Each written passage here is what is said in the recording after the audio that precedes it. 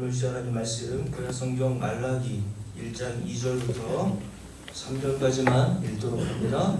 말라기서 1장 2절부터 3절 우리 함께 읽습니다. 여호와께서 이르시되 내가 너희를 사랑하였노라 하나 너희는 이르기를 주께서 어떻게 우리를 사랑하셨나이까 하는도다. 나 여호와가 말하노라 에서는 야곱의 형이 아니냐. 그러나 내가 야곱을 사랑하였고 에서는 미워하였으며 그의 산들을 황폐하게 하였고 그의 산업을 광야의 이들에게 넘겼느니라. 아멘. 네, 교수 축복하며 참조하시면 되겠고요.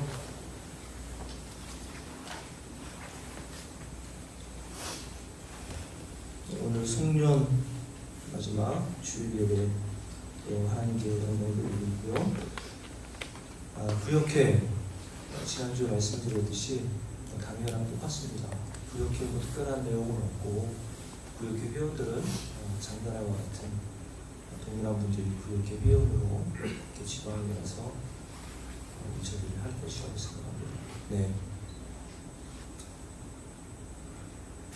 얘기하세요.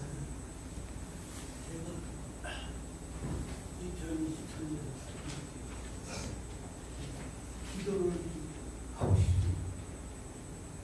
네? 기도를 하고 싶습니다. 아니 이상민 잠깐만. 그냥 잠깐 목사님한테 감사한 말씀 드리려고요. 뭐 하시고 말씀드리세요? 예.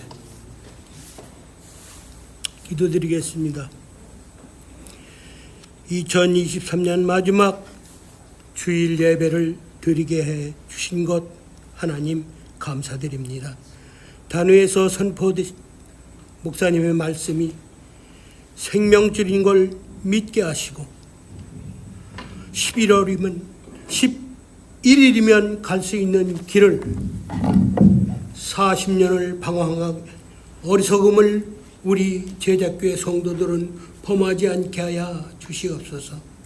오늘도 성령님의 세미한 음성을 잘 듣고 기쁜 마음으로 한 해를 잘 마무리할 수 있는 제자교회 성도들이 되게 하여 주시옵소서. 짜증내고 불평하고 원망스러웠던 입술들이 있었다면 내년엔 2024년에는 칭찬하고 사랑하고 축복하는 입술이 되게 하여 주시옵소서. 긴 장마와 더위 그리고 아픔과 질병 속에서도 그 어려움이 얼마나 많았습니까? 그래도 주님께서는 필요한 것을 채워주시고 힘이 되어 주셨습니다. 주님의 사랑을 다시 한번 감사드립니다. 금년 한 해 귀하고 복된 말씀으로 이끌어 주시고 밀어주시고 도와주신 이건철 목사님께 다시 한번 더 감사를 드립니다. 예수님의 이름으로 감사하며 기도드렸사옵나이다. 아멘.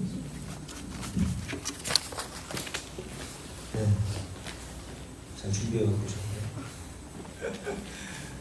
네, 다른 말씀 없으시면 저에게 다 구역회 내용을 위임해 주시는 걸로 누가 동의해 주실까요? 우리 선임 목사님 동의? 네, 동의합니다. 네. 우리 간사장님 제청? 네. 다른 의견 없으시면 가시면 이해하시기 바랍니다. 네. 네, 이것으로 2023년도 구역회 내용도 마쳤고요. 네, 다음 주는 신년감사 주일 예배로 드리도록 합니다. 여기에서 예배로 드리고요. 워낙 다음 주가 우리 형성 장로님이셨는데 기도가 네, 다음 주도 하세요. 네, 우리 안내리 임기영 목사님 드리고요. 네, 그리고 우리 이은남 목사 장로님께서 오늘 서울 칼국수에서 교인분들 점심 대접을 하신다고 이렇게 하신 것 같아요. 이렇게 가셔서 점심 식사 맛있게 드시면 좋겠습니다. 네, 누가 대접할 때 가서 맛있게 먹어주는 게 그분의 그런 사랑에 보답하는 거라고 생각합니다. 여러분들한테 돈 내라고 하지 않으실 테니까 맛있게 드십시오. 그리고 제가 이번 주 신년이죠. 수요 예배 때는 제가 개인적인 일로 수요 예배 시간을 5시로 조정해서 이번 주만 드리도록 합니다. 이번 주 수요일에 5시에서 6시 드리도록 합니다.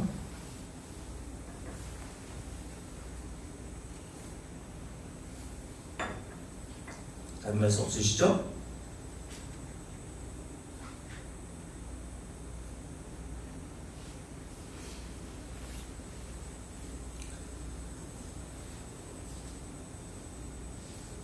네, 우리 황성은 장로님 기도하셔서 너무 감사드리고 저에게 꼭 하고 싶은 말이 감사하다는 말씀을 하고 싶으셨던 것 같아요. 그죠? 네, 고맙습니다. 네. 자, 하나님 말씀 증거합니다. 여러분 이사야서 55장에 보면 하나님께서 이사야 선지자를 통하여서 이스라엘 백성들에게 말씀하시기를 내 생각이 너희의 생각과 다르며 내 길은 너희의 길과 다르다고 말씀하셨고 이는 하늘이 땅보다 높은 같이 내 길은 너희의 길보다 높으며 내 생각은 너희의 생각보다 높다라고 말씀을 하셨습니다. 무슨 말입니까? 타락한 인간의 판단 능력으로는 하나님의 말씀에 들어갈 하나님의 생각과 뜻과 길이 도무지 무엇인지를 이해하거나 듣는다고 해도 그것을 수용할 능력이 없다는 것을 말씀하고 있는 거죠. 그래서 사도 바울은 고린도교 성도들에게 보낸 편지인 고린도서 2장에서 말하기를 고린도서 2장 14절입니다. 육에 속한 사람은 하나님의 성령의 일들을 받지 아니하나니 이는 그들에게는 어리석게 보이며 또 그는 그것들을 할 수도 없나니 그러한 일은 영적으로 분별되기 때문이라고 말씀을 하셨습니다. 여기서 육신에 속한 사람이라는 뜻은 거듭나지 않은 모든 타락한 인간의 본성적 상태를 의미합니다. 그러니까 여러분들이 거듭나기 전에는 도무지 하나님의 말씀, 하나님이 말씀 속에서 말씀하시는 단어를 이해할 수 없다는 얘기죠. 그런 육신에 속한 사람, 즉 거듭나지 못한 사람은 성경에서 말씀하고 있는 복이 무엇이며 저주가 무엇이며 교만과 오만이 무엇이며 겸손의 참 뜻이 무엇인지를 전혀 알지 못합니다. 그저 이 세상에서 사람들이 흔히 사용하고 있는 그런 교만과 오만, 겸손이란 의미로만 생각할 뿐인 거죠. 예를 들어서 여러분 정직이라는 단어를 생각해 보면서 시편 11편 말씀을 제가 읽어드릴 테니까 한번 생각해 보세요. 시편 11편 7절에 보면 여호와는 의로우사 의로운 일을 좋아하시나니 정직한 자는 그의 얼굴을 보리로다 라고 말씀하고 있거든요. 여러분들이 이 말씀을 어떻게 이해하고 적용하게 됩니까? 육신에 속한 사람, 거듭나지 못한 사람은 문자 그대로 해석하여 정직한 자는 이렇게 하나님의 얼굴을 뵙게 될 것이라고 약속했으니 정직하게 살자라는 식으로 그렇게 적용하겠죠.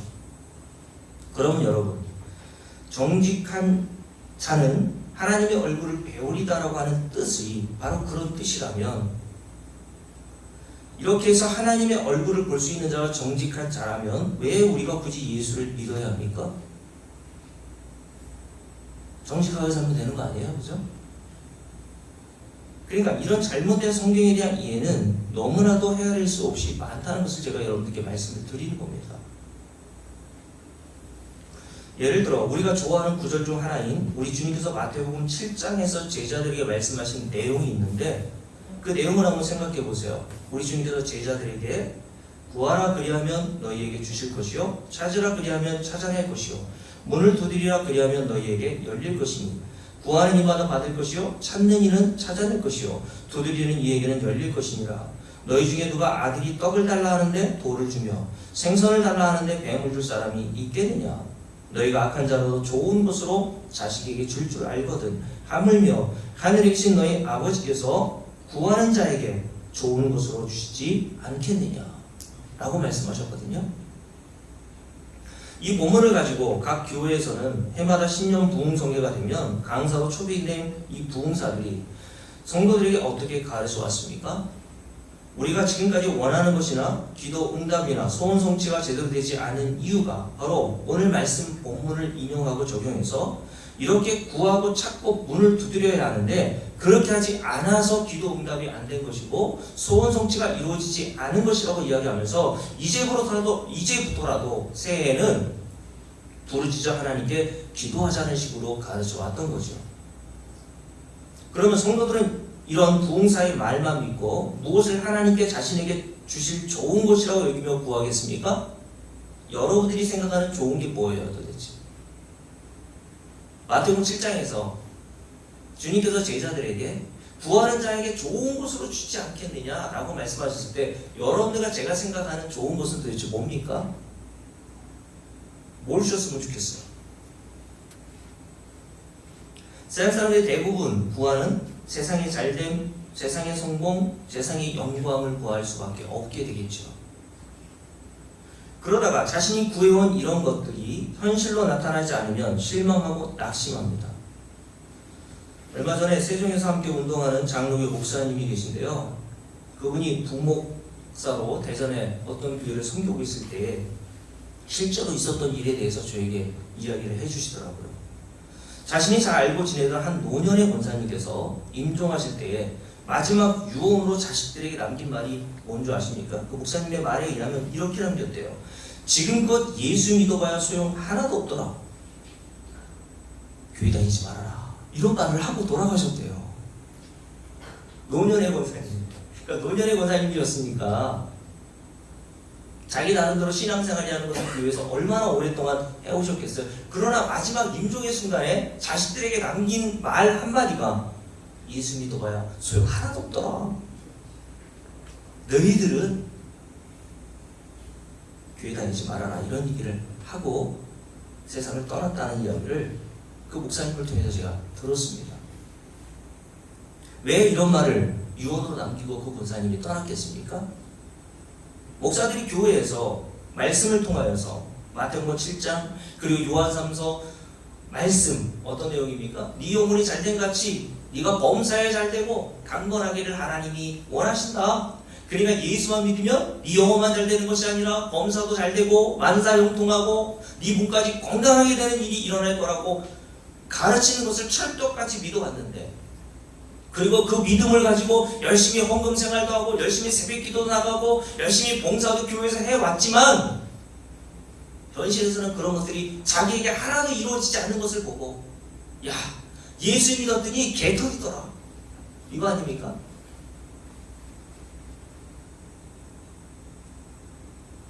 여러분 이런 일이 이미 사도 바울은 영적인 아들 디모데에게 쓴 편지인 디모데 후서에서 말세가 되면 일어날 일이라고 말씀합니다.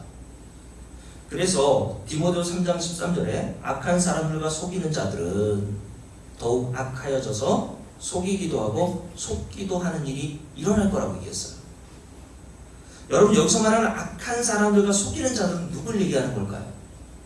교회 밖에 있는 사람들 얘기합니까? 야 사기꾼들이 말세가 되면 세상에 가득하게 될 거야. 그러니까 그런 사기꾼들에게 속지 않도록 조심하라. 이런 말씀을 사도 바울이 디모데에게 하는 걸까요?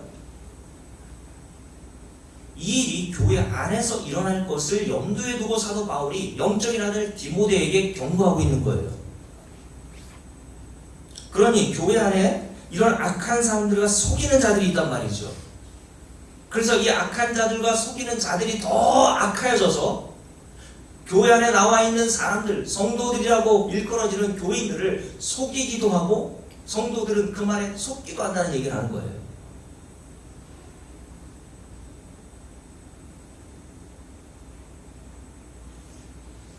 여러분, 제가 왜 우리 주님께서 제자들에게 말씀하신 마태복음 7장의 말씀을 인용해서 예수 믿으면 만상을 통한다? 영혼이 잘된 같이 범사에 잘되고 몸까지 건강하게 된다? 구하고 두드리고 그리고 찾으면 너희들이 원하는 소원이 다 성취된다는 말을 왜 제가 속이는 거라고 말씀하는 줄 아세요?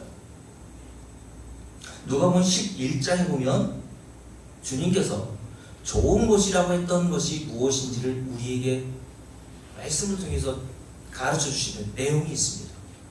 마태복음 7장에서 하물며 하늘에 계신 너희 아버지께서 구하는 자에게 좋은 것으로 주지 않겠느냐라고 했을 때 그 좋은 것에 대해서 누가복음 11장에서 주님께서 정확하게 이렇게 말씀하셨어요. 제가 읽어드릴게요. 너희가 악할지라도 좋은 것을 자식에게 줄 줄 알거든 하물며 너희 하늘 아버지께서 구하는 자에게 성령을 주시지 않겠느냐. 아멘. 그러면 우리가 좋은 것이라고 생각하는 것과 하나님이 자기가 택하신 성도들에게 주시고자 하시는 좋은 것이라는 것이 이렇게 다르다는 것을 우리가 깨닫게 되지 않습니까? 하나님은 택하신 성도들에게 뭘 주시겠다고 약속하셨다고요? 좋은 것, 성령을 주시겠다고 약속하셨어요. 그러면 또다시 목사님들이 성경에 이런 말씀이 나와 있으니 부인을 하지 못하고 성령을 구하라고 성도들에게 요구하면서 뭐라고 얘기합니까? 그래야 남들이 할 수 없는 병을 낫게 하고 굉장한 능력을 행하며 살 수 있다는 식으로 가르치죠. 그래서 어떤 목사님들은 교회가 잘 성장이 안 되고 정체되어 있으면 신년대가 되어 기도원에 가서 성령의 능력을 받겠다고 일주일 동안 금식하고 내려오는 분들도 종종 보게 됩니다. 왜냐하면 요즘에 목사가 성령으로 충만한지 그렇지 못한지, 그 목사가 신령한지 그렇지 못한지, 주의 종인지 그렇지 않은지의 기준을 어디에 두고 있는 거예요? 얼마나 신기한 능력을 많이 나타내게 하는가, 그것으로 가늠하고 기준을 세워두기 때문에 그래요. 여러분, 그러나 그런 신기한 능력들은 성령의 충만함을 받거나 성령이 임해서 나오는 것만이 아니라 무당이나 점치는 자들에게서도 그런 신비한 능력들은 나타납니다. 정말 신령한 무당은요, 여러분께 말씀을 드렸듯이 그 맨발로 날카로운 작두에 올라가서 작두를 탄다니까요. 여러분, 여러분 작두 탈 수 있어요? 강사는 작두 탈 수 있습니까? 죽어요, 작두 타다가.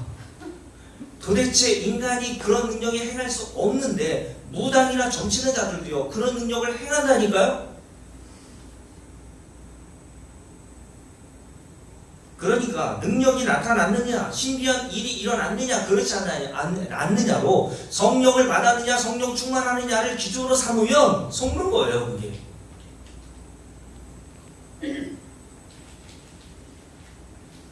왜냐하면 여러분, 우리 주님께서 제자들에게 성령을 주시겠다고 하신 이유에 대해서, 그리고 성령을 주시는 것이 왜 우리에게 좋은 일인가에 대해서 요한복음 16장에서 이렇게 말씀하셨어요. 제가 읽어드릴게요. 그러나 내가 너에게 실상을 말하노니 내가 떠나가는 것이 너에게 유익하니라. 내가 떠나가지 아니하면 보혜사, 성령을 말하는 거죠, 너희에게로 오지 아니할 것이요, 내가 가면 내가 그를 너희에게로 보내리니 그가 와서, 성령이 여러분들께 오면 어떤 일을 행하시냐면 죄에 대하여, 의에 대하여, 심판에 대하여 세상을 책망하리라. 왜 세상을 책망합니까? 우리가 가지고 있는 죄의 개념, 우리가 가지고 있는 의의 개념, 우리가 가지고 있는 심판의 개념이 너무 다르기 때문에, 이사야서 55장에 주님께서 말씀하셨듯이 나의 생각과 너의 생각은 하늘과 땅 차이라고 말씀하셨듯이, 우리가 그것이 죄라고 여기는데 하나님께서는 그것을 죄로 여기지 아니하시고, 우리가 그것을 죄로 여기는 것을, 죄로 여기지 않는 것을 하나님께서는 죄로 여기신단 말이죠. 그래서 세상을 책망하시겠다고 말씀하신 거예요. 그러면서 그 뒤에 이렇게 되어 있습니다. 죄에 대하여 함은, 성령께서 뭘 깨닫게 하세요? 죄가 뭔 줄 알아? 성령 선생님, 뭡니까 죄가? 너희가 나를 믿지 않는 게 죄야 라는 것을 깨닫게 하시겠다고 말씀하신 거예요. 여러분, 이 세상에 육신을 입고 있는 아직 거듭나지 않은 모든 인간이 과연 예수 믿지 않는 것을 죄라고 여깁니까? 예수 믿지 않는 죄로 말미암아 영원한 심판을 받아 지옥 형벌로 들어가야 될 것을 인정합니까? 인정하지 않아요. 이 세상의 죄에 대한 기준이라는 것은 다 윤리와 도덕적인 거잖아요. 그러니 이미 제가 여러분께 말씀을 드린 대로 바울이 고린도전서 2장 14절에 얘기한 것처럼 육에 속한 사람은 하나님의 성령의 일들을 받지 아니한다고 하시면서 그것들이 그들에게는 어리석게 보이며 또한 그것들을 그들이 이해할 수도 알 수도 없다고 한 것이 맞아요. 예를 들어서 여러분, 고린도전서 12장에 보면 사도 바울이 고린도 교회 성도들에게 이렇게 얘기했죠. 야, 신령한 것이 뭔지를 내가 너희들에게 알려줄게. 그러면서 너희들이 이 신령한 것이 무엇인지를 진짜 알기를 원한다고 하면서 했던 첫 번째 내용이 뭔지 아십니까? 너희들이 거듭나지 않았을 때 그 상태를 얘기해요. 우리가 예수 믿지 않았을 때의 그 상태, 여러분의 자녀와 여러분의 남편이 지금 예수 믿지 않는 그 상태가 어떤 상태인지를 전도서 12장 1절부터 3절 말씀에서 말씀하고 있는데, 그 첫 번째 내용이 뭔지 아십니까? 이 세상 신이 이끄는 대로 끌려다니며 마귀의 종으로서 살아가고 있다고 얘기를 해요.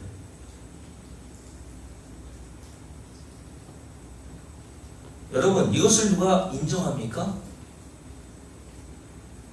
오직 성령이 임한 성도들만 이해하고 인정하는 거예요. 맞습니까?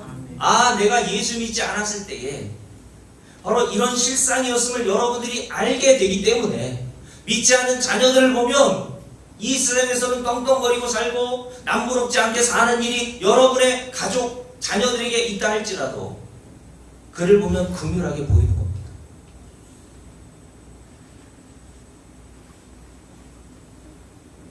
그래서 사도 바울이 베스도와 아그리빠, 그 당시에 최고의 권력자 앞에서 죄수의 신분으로 포박되어 있을 때에 그들이 한 말이 뭡니까?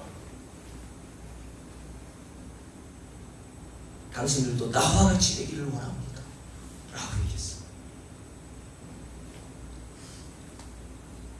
억울하게 감옥에 갇히고 죄수의 신분이 되어 포박당한 채로 가장 불쌍한 자리에 있었던 그 사도 바울이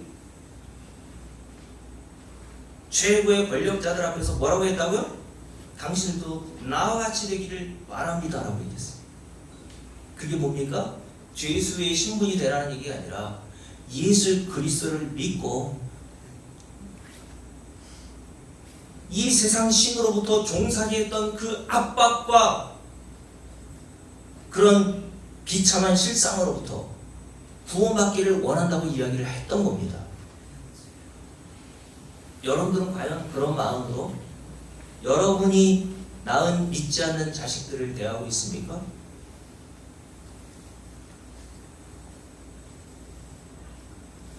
여러분, 성령이 오시면, 그래서 성령이 오시면 뭐가 우리 안에서 이루어진다고 했어요? 죄에 대하여, 심판에 대하여, 의에 대하여 책망하시겠다고 얘기하시면서 죄에 대하여라고 너희가 나를 믿지 않는 거라고 얘기하셨잖아요.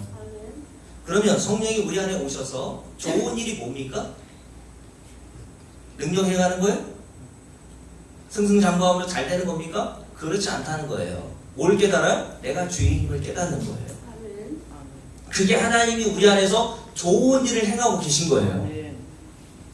그래서 사도행전 2장에 보면 오순절날 성령 강림의 사건이 일어난 이후 성령으로 충만한 상태에 있었던 베드로가 뭐라고 설교합니까? 이렇게 설교했어요. 제가 읽어드릴게요. 사도행전 2장 36절.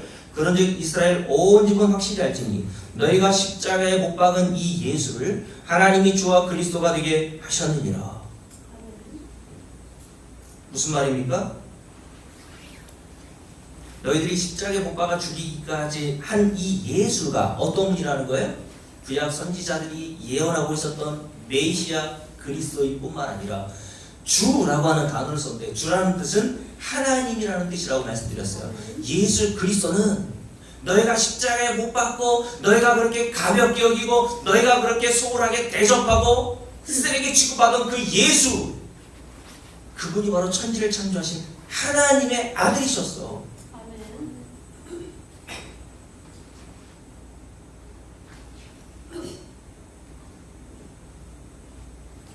천사와도 비교할 수 없고 모세와 아브라함과도 비교할 수 없었다라고 히브리서 기자가 얘기했던 그 예수가 바로 너희들이 십자가에 못 박아 죽인 그분이라는 사실을 그들에게 말씀을 통해서 증거했습니다. 지금 사도 베드로가 성령이 충만했을 때에 청중들에게 한 이야기가 뭡니까? 당신들은 앞으로 잘 될 거예요. 만사형통할 거예요 라고 말하는 것이 아니라 그들의 죄를 드러내고 책망한다는 말입니다. 성령이 오시면 죄에 대하여 책망하겠다고 말씀하신 것처럼 너희들이 죄로 여기지 않았던 그 죄, 윤리와 도덕적으로는 남들보다 선하게 살 수 있고 남들보다 착하다는 말을 들어서 법 없이도 살만한 사람이라는 평가를 받는다 할지라도 너희들은 예수를 살인한 죄를 지은 살인자라고 얘기했던 거예요. 여러분, 그럼 우리는 낫습니까? 우리는 예수 그리스도를 어떻게 대접하고 있나요? 사도 바울이 예수 그리스도를 고린도 후서에서 질그릇에 담겨있는 보배라고 했거든요. 자신을 질그릇, 가치 없는 흙 그릇으로 표현했고 그 흙 그릇 안에 담겨있는 그 보배가 바로 예수 그리스도라고 표현했단 말이에요.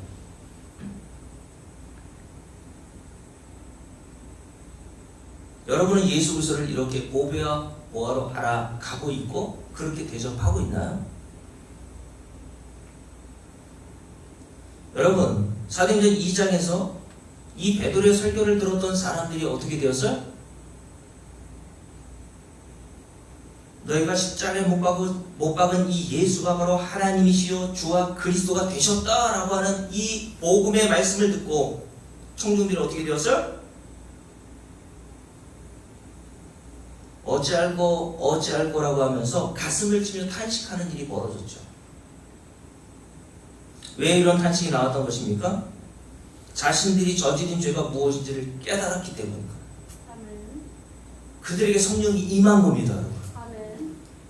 인간의 생각과 인간의 판단으로는 예수가 십자가에 못 박히실 때에 내가 언제 예수를 죽인 자고 내가 어떻게 예수를 살인한 자라고 말할 수 있지만 성령이 우리 안에 오시면요, 내가 바로 그런 살인자이며 극악무도한 죄인임을 깨닫는 거예요.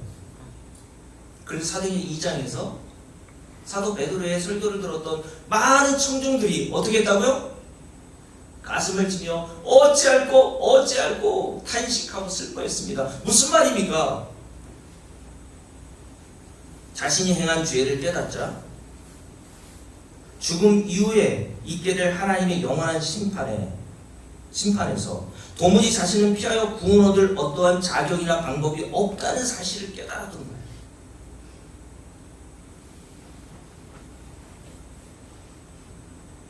이것이 우리 주님께서 보내주신 성령이 택하신 성도들에게 하시는 일이란 말이죠. 그래서 성령은 성령의 감동으로 쓰여진 여러분과 제가 들고 있는 이 하나님의 말씀, 즉 복음을 통하여서 그동안 우리가 의지하여 왔고 우리의 구원에 조금이라도 보탬이 될 것이라고 여기며 초롱성과 같이 여기던 그 모든 여리고성과 같고 바벨탑과 같은 그 견고하게 세워놓은 모든 성들을 다 하나하나씩 부숴버리고 계신다는 겁니다. 그 좋은 예가 사도 바울 아닙니까? 우리가 잘 알듯이 사도 바울은 거듭나게 되므로 그동안 자신의 구원과 영생을 얻는 것에 조금이라도 도움이 되고 보탬이 된다 싶어 신뢰하여 왔고 자랑하여 왔던 것들, 즉 자기가 아브라함의 혈통이었고 낳은 지 8일 만에 할례를 받았고 율법을 지켜왔던 모든 것들을 이제는 다 뭐로 여기다 그랬어요? 배설물처럼 여기다 그랬거든요. 이게 하나님의 말씀의 능력이 나타난 증거라는 겁니다. 여러분. 성령이 임하면 성령으로 충만하게 되면요, 그동안 내가 의지하고 내가 바라고 믿어왔던 모든 것들이 다 무너지는 거예요. 왜요? 자기가 이런 죄인임을 깨닫게 되니까 도대체 이런 죄인이 그동안 의지하고 바라던 곳으로는 하나님 나라 들어갈 수 없다는 절감을 하게 되기 때문에 그렇습니다.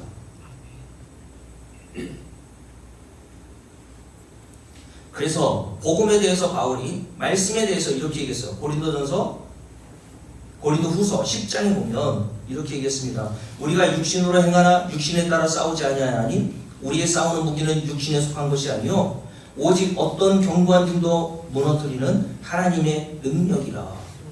뭐를 무너뜨려? 우리에게 견고하게 쌓아놓은 진들이 있단 말이에요. 성들이 있단 말입니다. 그게 바벨탑과 같고 여리고성과 같다고 제가 비유한 거예요. 구원에 조금이라도 보탬이 될 거라고 생각했던 모든 쌓아놨던 견고한 진을 하나님께서 복음의 능력으로 다 어떻게 하신다고요? 무너지게 하신단 말이에요.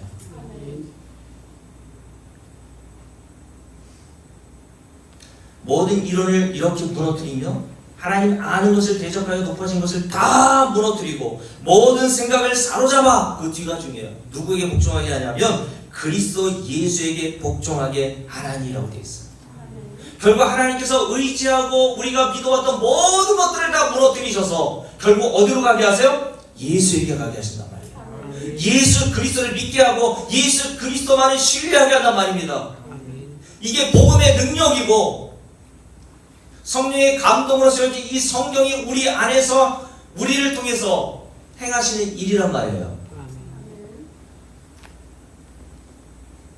결국 여러분, 이렇게 성령이 임하여 하나님의 말씀으로 자신이 이런 극악무도한 죄인임을 깨닫게 된 자는 결국 하나님이 이런 죄인들을 구원하시기 위해 마련하신 예수 그리스도를 믿고 의지하는 방향으로 가게 될 수밖에 없어요.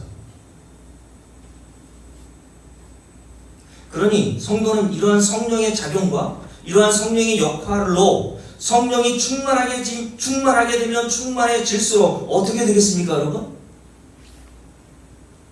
여러분의 이빨이 금이빨이 되고 하늘에서 금가루가 떨어지는 것이 아니라 사도 바울처럼 자신을 죄인 중에 괴수로 알게 되어 더욱 예수 그리스도와 그가 십자가에 행하신 은혜만을 더욱 믿고 의지하는 방향으로 갈 수밖에 없단 말이죠. 이게 어떤 상태라고요? 성령으로 충만한 상태라는 겁니다.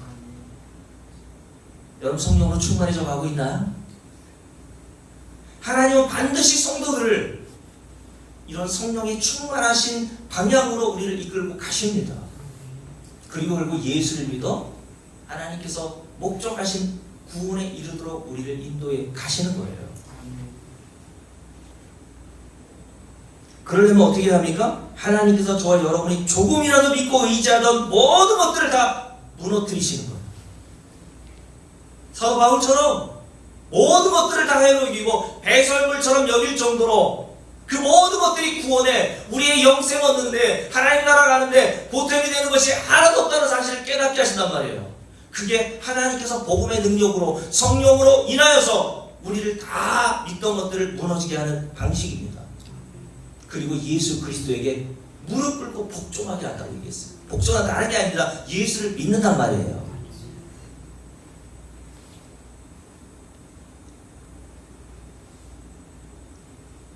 이것이 하나님께서 성도에게 좋은 것을 주시겠다고 했을 때 성령을 주시겠다라고 하는 의미라는 겁니다.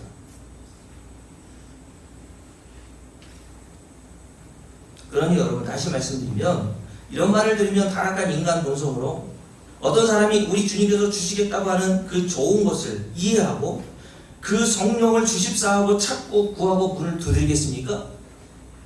인간의 능력으로는 안 되는 거예요. 인간의 능력으로 찾고 구하고 문을 두드리는 것은 예수 믿지 않는 사람들도 다 구하는 그런 것들을 구하는 겁니다.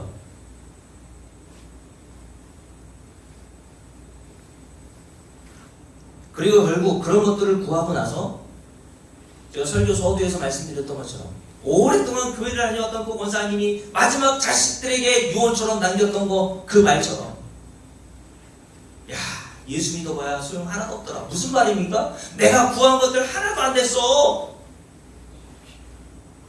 왜요? 그 권사님이라는 분이 구했던 좋은 것이라고 하는 것은 세상 사람들도 다 이해해 먹을 수 있는 세상의 성공과 세상의 잘됨 그런 것들을 구했던 거 아닙니까? 그러니까 그런 것들을 제가 자기 자신이 예수를 믿었음에도 불구하고 현실 속에서 그런 것들이 이루어지지 않으니까 실망하고 낙심하여서 예수 믿어도 소용 하나도 없다라는 말을 남기고 이 땅을 떠난 겁니다. 그러니까 그 권사라고 하는 분도 뭘 믿어야 할지도 몰랐던 거고 무엇이 자기에게 진짜 좋은 것인가를 전혀 알지 못했던 거예요. 이런 사람들이 교회 안에 얼마나 많습니까, 여러분? 근데 하나님이 성령으로 거듭나게 하신 성도는 우리 안에서 실제로 성령 충만함으로 이런 일들이 일어나는 것을 통해서 하나님이 나에게 성령을 통해서 이런 좋은 것들을 주신 것이라는 사실을 깨닫고 예수를 더욱 믿고 의지하는 방향으로 나아가게 된다니까요. 그래서 여러분 고린도전서 2장을 한번 볼까요? 말라기서 1장을 이렇게 잡아놓고 고린도전서 2장을 한번 보세요. 자, 고린도전서 2장에 보면 사도 바울이 고린도 교회 성도들에게 이렇게 이야기를 했죠. 2장 9절부터 함께 읽습니다. 기록된 바 하나님이 자기를 사랑하는 자들, 이게 누구겠어요? 성도들을 얘기하는 겁니다. 하나님이 자기를 사랑하는 자들을 위하여, 성도들 얘기하는 거예요. 뭐를 준비하십니까? 예비하신 모든 것은 눈으로 보지 못하고 귀로 듣지 못하고 사람의 마음으로 생각하지도 못하였다 함과 같으니라. 인간의 능력과 인간의 타락한 본성으로는 하나님이 자기를 사랑하시는 성도들을 위해서 마련하신 그 좋은 것이 뭔지를 모른단 말이에요. 그러니까 엉뚱한 것들을 구하고 있는 거예요. 교회 나와서도 하나님이 좋은 것이라고 얘기하는 것에는 관심이 없어요. 그러면서 이렇게 얘기하죠. 10절 함께 읽습니다. 오직 하나님이 무엇으로? 성령으로 이것을 우리에게 보이셨으니 성령은 모든 것 곧 하나님의 깊은 것까지도 통달하시리라. 아멘. 인간의 타락한 본성으로는 하나님이 좋은 것이라고 얘기한 것들이 뭔지를 깨닫지 못한단 말이에요. 죄를 깨닫게 하셔서 결국 예수 그리스도를 믿고 의지하는 것이, 왜 죄인인 우리에게 가장 좋은 선물임을 이해하지 못하기에 하나님께서 성도들에게 성령을 보내주신단 말이죠. 그래서 그 성령을 통해서 하나님이 우리에게 가지고 계시던 모든 생각과 계획과 뜻이 무엇인지를 다 드러내셔서 깨닫게 하신단 말이에요. 하나님의 마음을, 하나님의 뜻을, 하나님의 계획을 완벽하게 아실 수 있는 분은 하나님의 영신 성령밖에 없어요. 성령은 하나님의 깊은 것까지도 어떤 분? 통달하시느니라. 그러면서 11절 함께 읽습니다. 사람의 일을 사람 속에 있는 영 외에 누가 알리요? 이와 같이 하나님의 일도 하나님의 영 외에는 아무것도 알지 못하느니라. 이 말을 보통 우리가 속담에 이런 얘기를 하지 않습니까? 과부 사정 누가 알아요? 호레비가 알고, 그죠? 과부 사정 과부가 알고 호레비 사정 호레비가 안 되잖아요. 그러니까 여러분들이 목사의 심정을 알려면 손님 권사님 뭐가 돼야 돼요? 목사가 돼봐야 되거든요. 목사님이 되어보니까 내가 그동안 목사님께 굉장히 속을 썩혀드린 게 얼마나 큰 교회 나갈까 말까.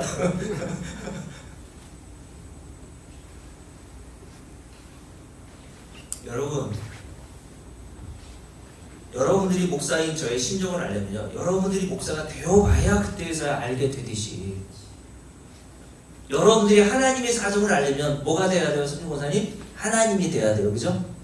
근데 인간이 하나님이 되지 못하잖아요. 그러니까 인간은 하나님의 마음에 가지고 있었던 계획과 생각과 뜻을 하나도 이해할 수 없어요. 그래서 하나님이 그것을 알아먹으라고 하나님의 영이신 성령을 성도들에게 부어주신 겁니다.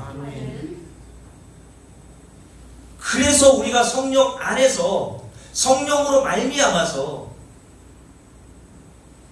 마태복음 7장 그리고 누가복음 11장에서 말씀하셨던, 그래서 하나님께서 성령을 가리켜 좋은 것을 주신다고 말씀하셨구나라는 것을 깨닫게 되는 거예요.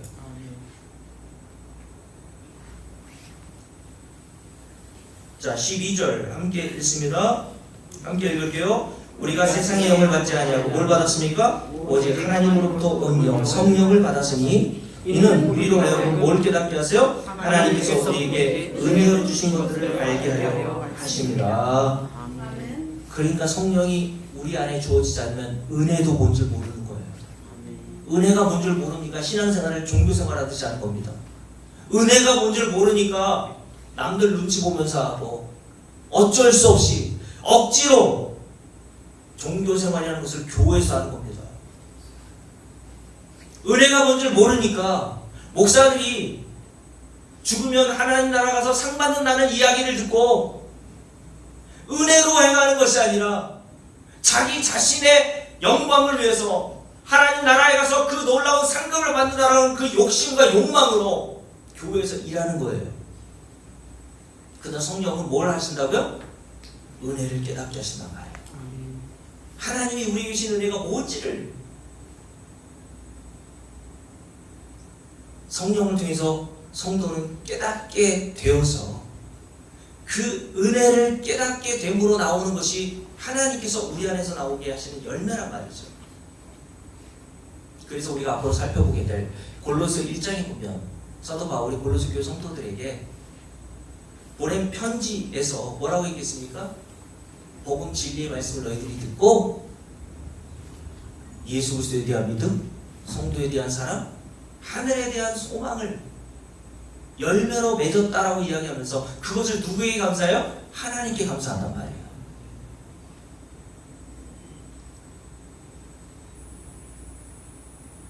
자, 13절 함께 읽습니다. 우리가 이것을 말하거니와 사람의 지혜가 가르친 말로 아니하고 오직 누가? 성령께서 가르친 것으로 하니 영적인 일은 영적인 것으로 분별하느니라. 14절 육에 속한 사람은 하나님의 성령의 일들을 받지 아니하나니 이는 그것들이 그에게는 어리석게 보이며 또 그는 그것들을 어떻게 할 수도 없어요? 알 수도 없나니 그러한 일은 영적으로 분별되기 때문이라 라고 말씀하셨어요.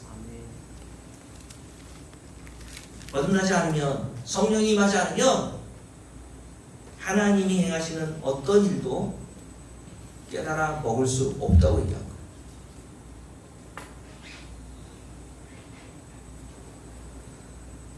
자, 그리고 오늘 말씀 한번 살펴볼까요? 말라기 1장이죠.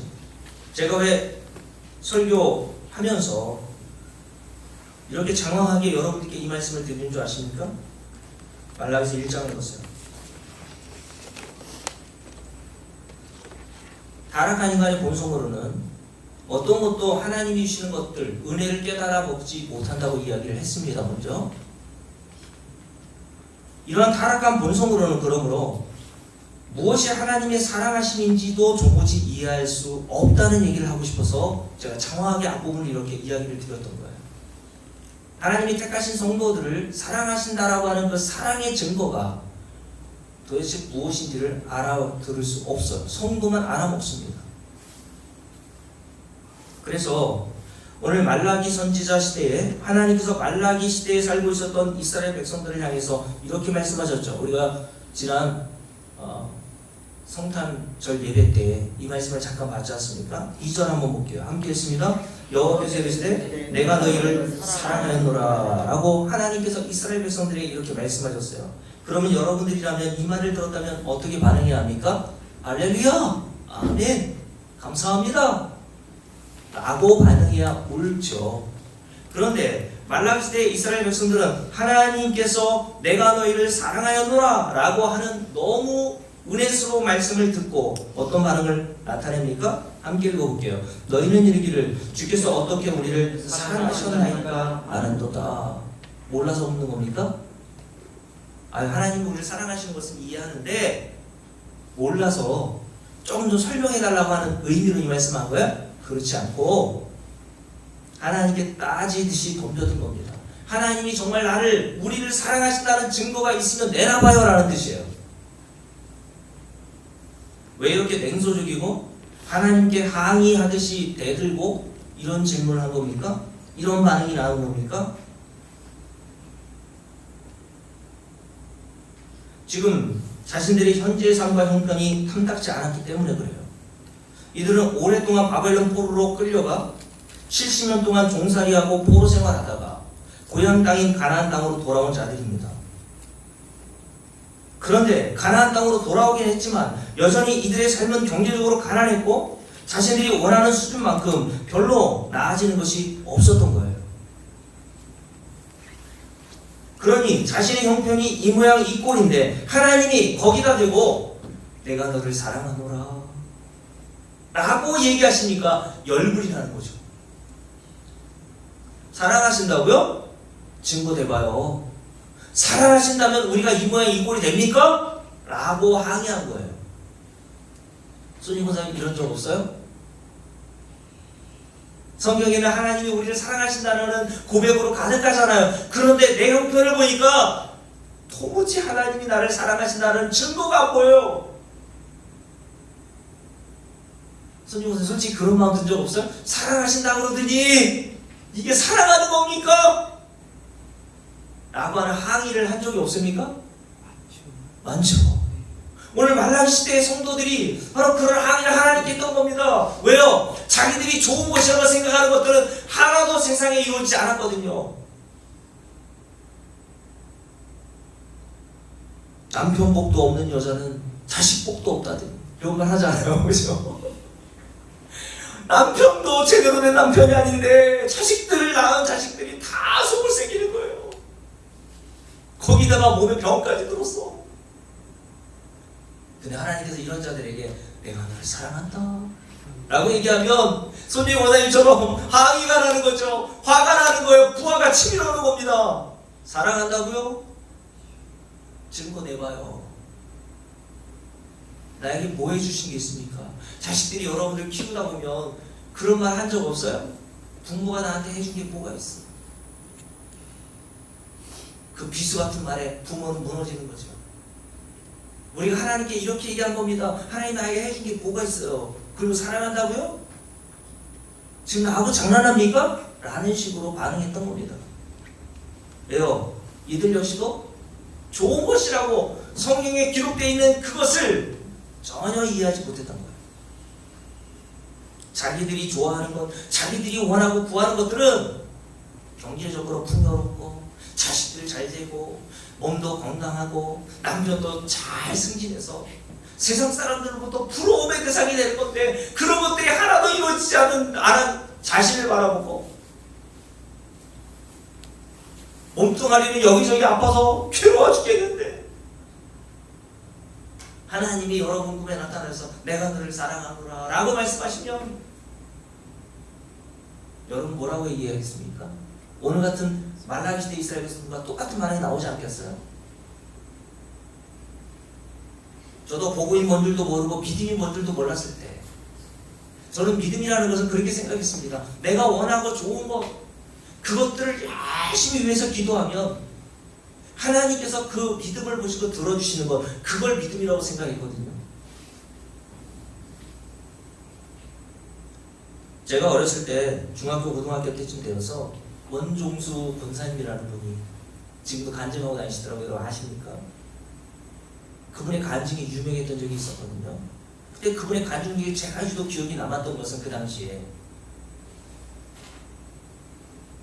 학창시절 때 자기가 시험지를 받아보고 모르는 문제가 나오면 하나님께 기도했다는 거 아닙니까? 그때마다 하나님께서 환상으로 그 시험지의 답안을 알려주시더라고요.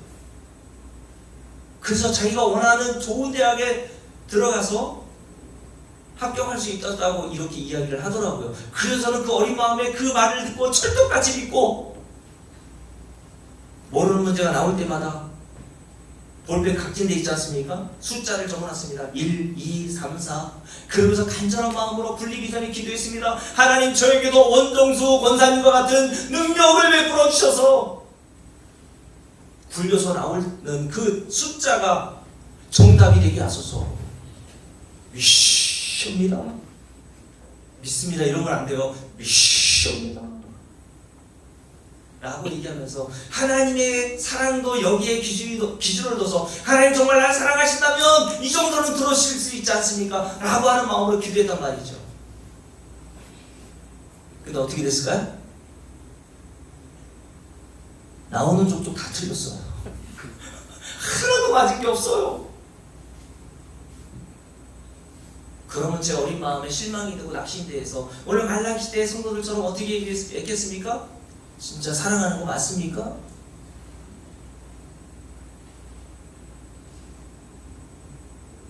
그리고 이것보다 더 큰 기도 제목이 있었다고요.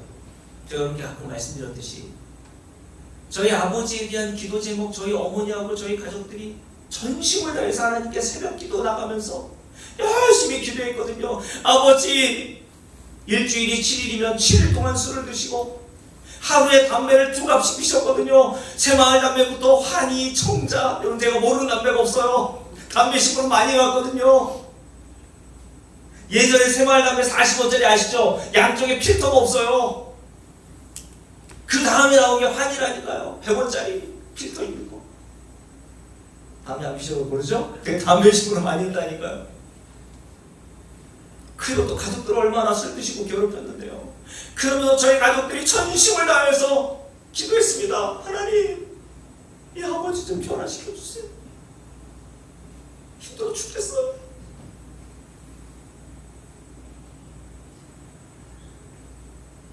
예수 믿고 희망해 달라고 열심히 기도했습니다. 근데 그 기도가 이루어졌을까요? 저희 어머니가 그래서 결혼하고 30년 이상을 고생하십니다. 저희 아버지가 돌아가시니까 저희 어머니가 살이 붙더라고요. 야,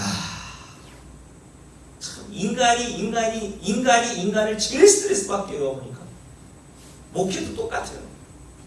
저는 설교하고 이런 것에 스트레스가 없어요. 근데 여러분들이 저에게 스트레스가 될 때가 있어요. 복음을 10년 동안 들었는데도 왜 저 사람은 저럴까? 낙심대로 실망할 때가 있단 말이에요.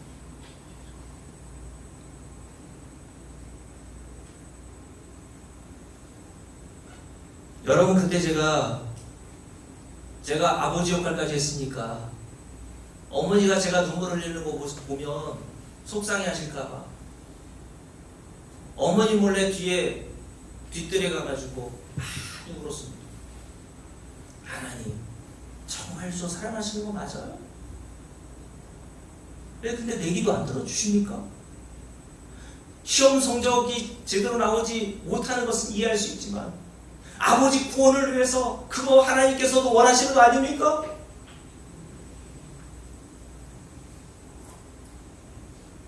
이런 상태에 있었던 저와 여러분에게, 그리고 저에게 하나님께서 내가 너를 그래도 사랑한다 라고 말씀하시니까 더 화가 나는 거죠.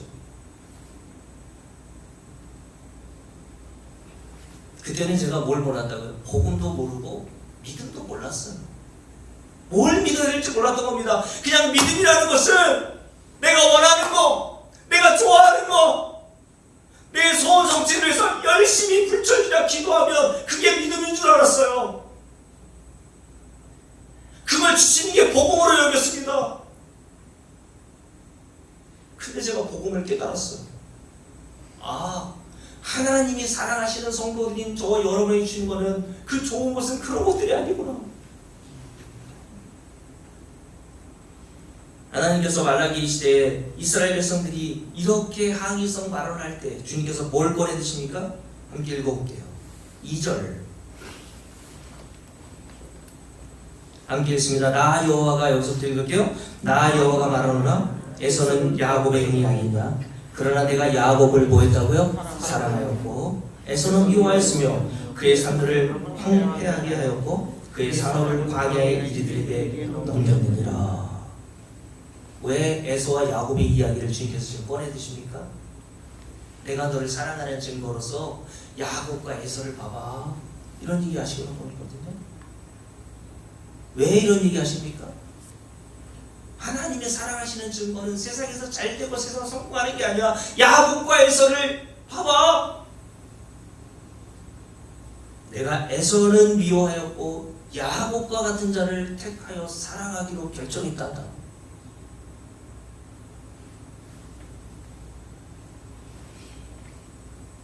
무슨 말입니까? 하나님의 사랑하심은 이 세상에서 성공과 잘됨과 영광에 있는 것이 아니라 하나님이 사랑하셔서 야곱을 택하셨다고 말씀하신 것처럼 저와 여러분을 구원하기로 택하여 두신 게 진짜 여러분과 저를 사랑하시는 증거란 말이에요. 구원이 뭔 줄 모르는 자들이요, 이게 도대체 뭐가 사랑인지를 몰라요. 그래서 교회 안에 나와서도 그건 됐고요, 그냥 잘되게만 해주세요.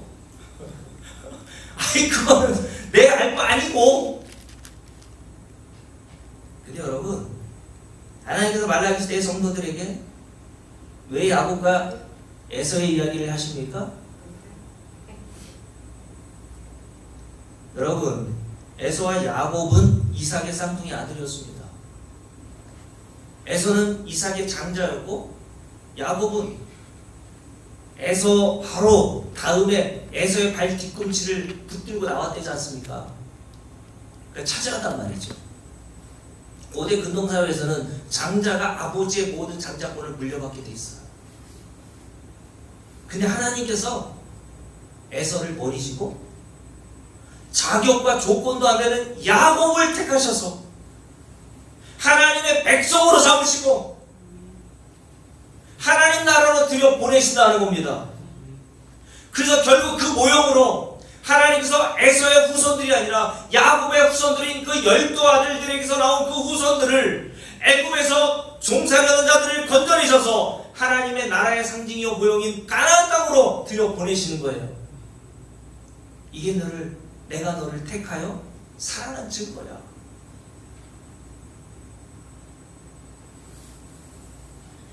여러분, 그래서 성경에 보면 야곱은요, 어느 모르거나 자기 형인 에서보다 훨씬 인격적인 면에서나 육체적인 면에서나 외적인 모든 면에서 다 열등하게 표현하고 있어요. 에서는요, 나올 때부터 외적인 면들로 보면요, 야곱보다 훨씬 우수한 상태에서 세상에 나왔습니다.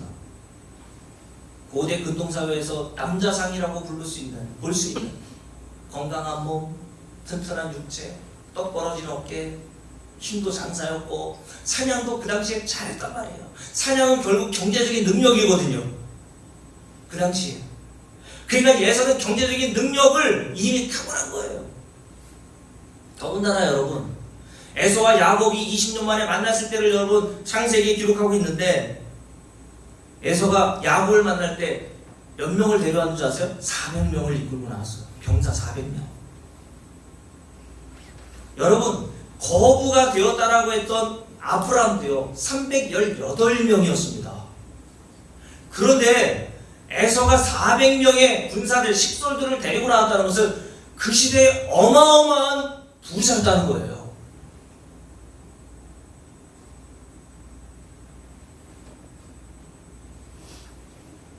그러면 여러분, 세상의 관점에서 보면 누가 더 하나님으로부터 사랑받는 자처럼 보입니까?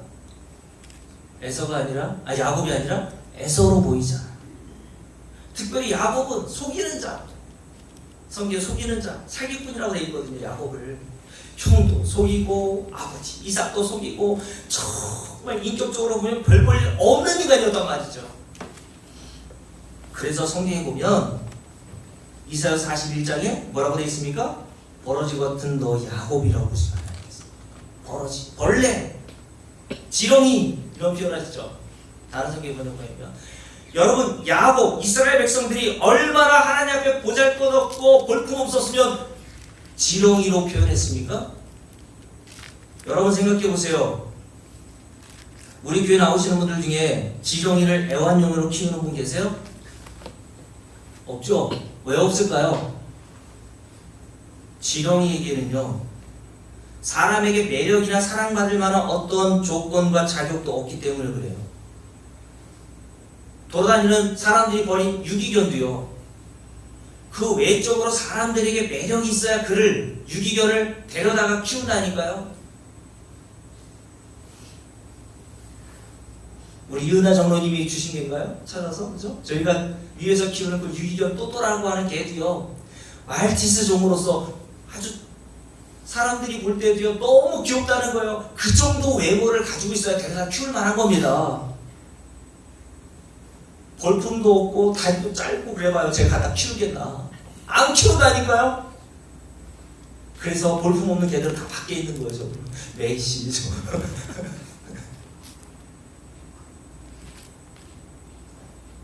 여러분, 이 세상의 사랑의 대상은요, 사랑할 만한 조건과 매력이 있어야 사랑하는 거예요. 그렇죠?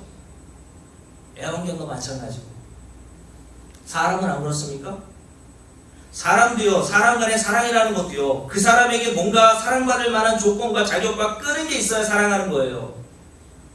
그래서 수요일 때 말씀드렸잖아요. 남자들은 나이가 젊으나 많으나 심지어 그 나이가 80세가 넘은 할아버지라도요, 할머니를 소개시켜 주겠다고 하면요, 소개시켜 주겠다고 한 사람에게 가장 먼저 하는 질문이 뭔지 아세요? 선생님 아시죠? 무슨 질문을 할까요? 남자들이 누가 여자를 소개시켜 주겠다고 하면 가장 먼저 하는 질문이 뭐예요? 예? 예쁘냐 이거요. 남자네. 맞습니다. 남자들은요 나이가 적거나 많거나 누구 소개시켜주겠다고 첫 번째 묻는 게요 다른 게 아니에요. 이쁘냐? 안선 사람이 그래요 안 그래요? 왜 끄떡끄떡 하시네요? 제가 우리 아내를 만날 때도 그 교회, 제 아내가 다녔던 교회 전도사로 갔던 후배가 소개시켜줬거든요. 자기가 가르치는 여자 청년 중에 괜찮은 청년이 있다고 저한테 소개시켜 준다고 하더라고요. 그래서 제가 그 후배 전도사에게 가장 먼저 물었던 게 뭘까요? 손님 권사님? 뭘 물어봤을까요? 가장 먼저. 얼굴이 예쁘냐? 저를 그 정도밖에 안 보는 거예요? 왜 다른 것도 있잖아요. 새벽 예배는 나가느냐, 주일 성수는 뭐 잘하느냐, 11조는 잘하느냐 그런 것도 안 물어봤을까요? 안 물어봤어요. 당연히 이걸 할 걸 알고 첫 번째 후배에게 예뻐? 그래서 제가 제 아내랑 결혼한 겁니다. 여러분 뭐가 제가 말씀드리고 싶은 거냐면 인간은요 인간 간의 사랑은요 다 사랑할 만한 조건이 있어야 사랑하게 되는 거예요. 여러분의 자식들이 여러분들에게 그나마 좀 뭘 하려고 하고 하는 이유도요 여러분들이 지금 몸 건강해서 그렇습니다. 요양 안에 들어가서 자녀들이 벌어놓은 재산을 다 탕진하고 할 정도로 여러분의 몸이 쇠약해지면요 자녀들도 여러분 버린다니까요. 자식들 믿지 마세요. 여러분 야곱과 에서를 여러분 이야기를 생각해 보세요. 야곱과 에서 두 사람을 놓고 보면요 하나님께서 보실 때에도 에서가 훨씬 낫지 않았겠어요? 외적으로나 내적으로나 인격적으로나. 근데 하나님 누굴 선택하셨다고요? 야곱을 택하시다라는 거예요. 여러분 저와 여러분이 하나님도 사랑받는 건요 다른 게 없어요. 우리가 세상에 예수 믿지 않는 사람들을 봐도 여러분들이 좀 낫습니까? 뭐가 나요? 오히려 여러분들 때문에 하나님의 이름이 욕먹을 때가 얼마나 많습니까? 직장에서, 가정에서, 동네에서 가끔은 여러분들 때문에 이런 말 들어본 적 없어요? 너 때문에 내가 예수 안 믿는 거야. 그게 잘한다는 얘기가 아니에요. 회개하셔야죠. 그럼에도 불구하고 왜 하나님이 저와 여러분을 택하십니까? 조건이 없어요. 하나님의 사랑은 어떤 자격을 갖추고 오라고 하시는 것이 아닙니다. 하나님의 사랑은 일방적인 거예요. 내가 사랑하기로 결정했다는 겁니다. 이게 하나님이 저와 여러분을 사랑하시는 증거란 말이에요. 오늘 여러분들이 이 자리에 앉아있는 것 자체가 하나님이 저와 여러분을 사랑하신다는 증거로 나온 겁니다. 여러분 예수 믿는 것 자체가 하나님이 저와 여러분을 택하셔서 구원에 이르게 하시는 그 모든 과정들이 하나님이 저와 여러분을 사랑하시는 증거로 나온 거라니까요. 근데 여러분 오늘 야곱의 인생을 보면 진짜 하나님의 사랑을 받은 자처럼 보입니까? 에서는 400명이나 되는 식소를 거두고 나왔다니까요. 부자가 됐어요. 근데 야곱의 인생을 보세요. 야곱에서 어땠습니까? 가지 많은 나무 바람 잘 날었다고요.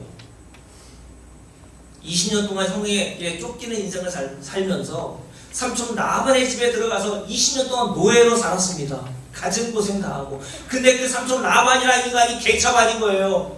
10번이나 임금을 다 속여가지고 야곱에게 한 푼도 안 줬습니다.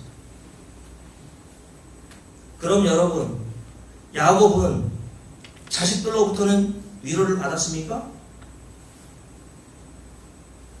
야곱의 자식들 여러분 생각해 보세요. 첫째 아들 루벤이 있죠. 루벤은 야곱의 또 다른 척이었던 비라라고 하는 아내와 잠자리를 같이 했어요. 이런 폐륜적인 범죄가 어디 있습니까, 여러분? 자기 아내를 내 아들이 잠자리를 가져서 폐륜을 저질렀다니까요. 야곱의 딸 다말은 어떻습니까? 다말인가요, 야곱의 딸? 디나? 야곱의 딸 어땠어요? 세김이라는 주장으로부터 강간을 당하는 일이 벌어집니다. 여러분 잘 아는 야곱의 11번째 아들이 요셉은 어떤 일을 당했어요?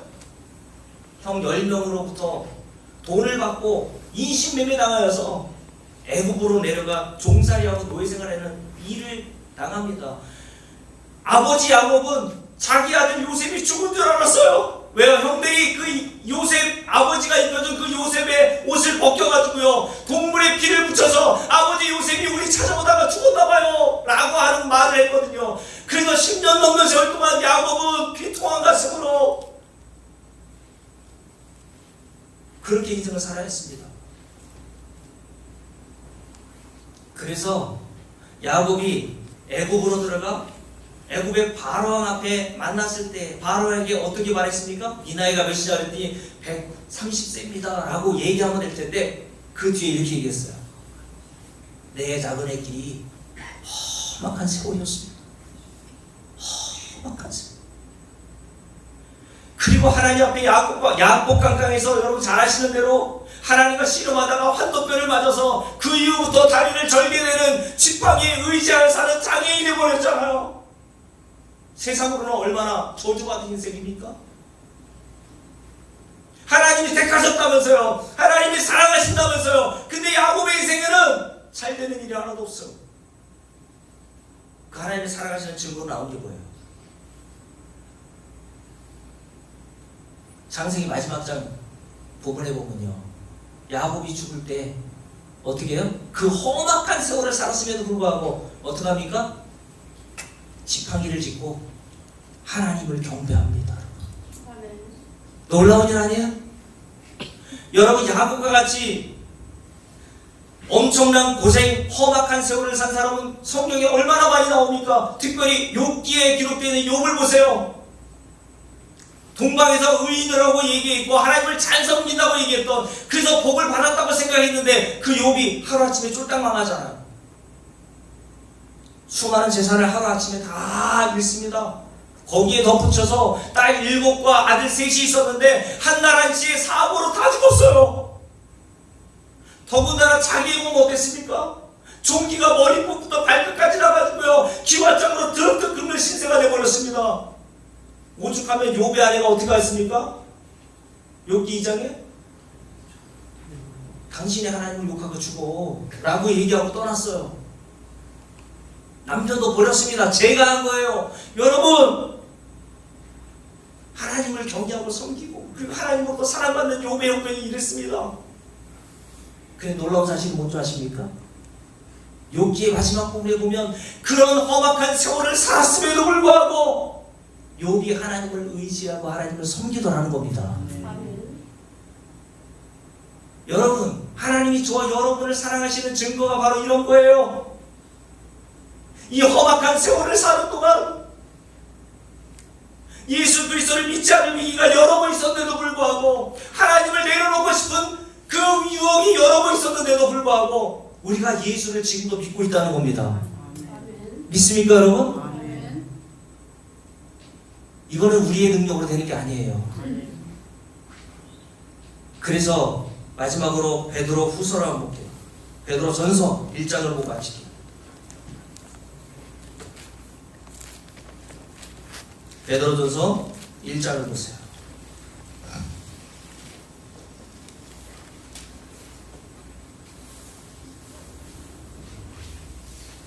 베드로전서 1장입니다. 우리 3절부터 함께 쭉 읽습니다. 우리 주 예수 그리스도의 아버지 하나님을 찬송하리로다. 그의 많으신 긍휼대로 예수 그리스도를 죽은 자 가운데서 부활하게 하심으로 말미암아 우리를 어떻게 하세요? 거듭나게 하사 뭘 주셨어요? 산 소망이 있게 하시며 썩지 않고 더럽지 않고 쇠하지 아니하는 유업을 있게 하시나니 곧 너희를 위하여 하늘에 간직하신 것이라.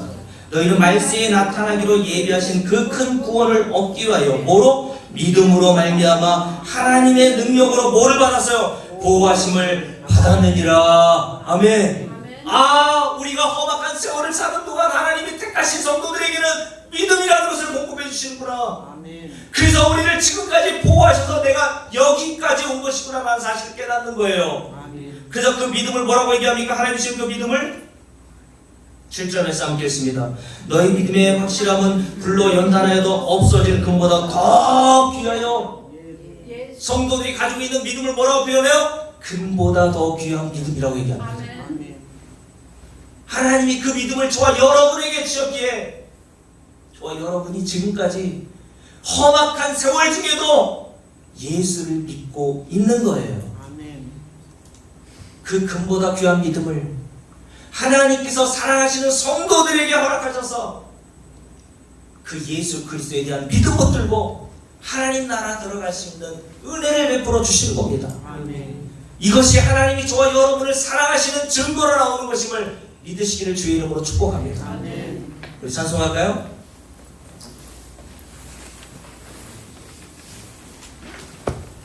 여러분,